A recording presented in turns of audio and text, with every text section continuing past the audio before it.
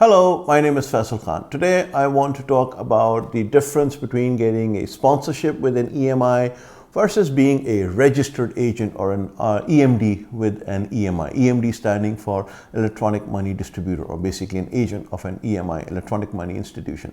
So what's the two basic differences? I wrote them down and I am going to go over them. I can't remember them all, so I'm going to refer to my notes. So here goes. As an EMD, what are you allowed to do and what are you not allowed to do? The first thing is you essentially have a license, right? Even though it's a sub-license, but a license nonetheless. Second thing is, the correct term is you're a registered agent. Like I said, you're becoming an agent of the licensee. You can touch the funds. You need an MLRO, money laundering reporting officer. You will need to have a compliance program in place. Depending on the jurisdiction, where you get your EMD status, you might have to maintain an in-country office in that particular jurisdiction. So that would be something you have to look at, a minimum presence. You can sign up customers directly and do KYC on your customers yourselves. Obviously, your KYC program has to be approved by the EMI, but it's something you can do it.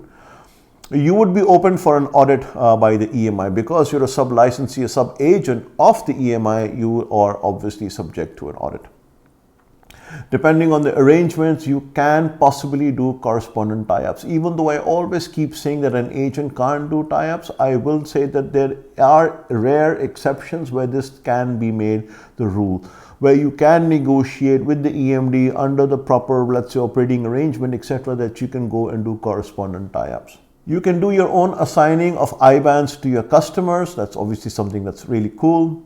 You are legally bound by the transactions that are executed by your company. And more importantly, you work with an API. So that's what an EMD does. This is what an electronic money distributor or a registered agent does. So now we will talk about the sponsored route. What happens if you go the sponsored route? So the first thing is you're an ISO, an independent sales organization, so to speak. So you don't have a license, but you work with the entity that has a license. The correct term is actually an ISO, an MSP, an independent sales organization, a managed service provider. That's what you are.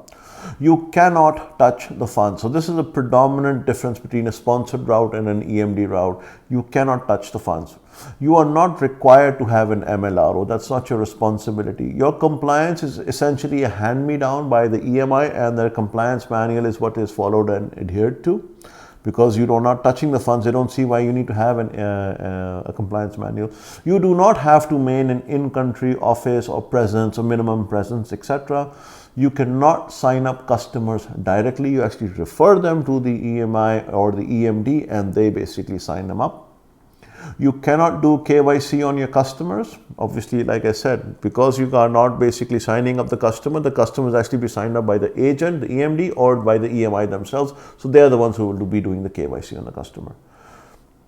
You cannot do any correspondent tie-ups. Fair enough. You cannot do your own assigning of IBANs to the customers. The EMI will have to do it for you. You're not legally bound by the transactions carried out by the EMI. So you are absolved. So basically, if something goes wrong, a fraud happens, a crime is committed, you're absolved because you never touched the funds. You're not doing the KYC. You're not responsible for the MLRO. You don't have the compliance program. So how can you possibly be legally, responsible for it? You're not. You're absolved.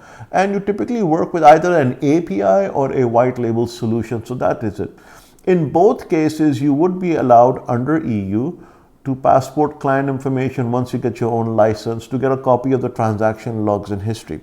So that's the basic difference between an EMD route and a sponsored route. Let me know what you think in the comments below. If this has been illuminating for you, if you have a question or a comment regarding a business inquiry in nature, there's a contact form in the description below. Fill it out. I'll be happy to get in touch with you. There's also a WhatsApp number you can use to contact me, but please, for business inquiries only. Till next time, this is Faisal Khan signing off.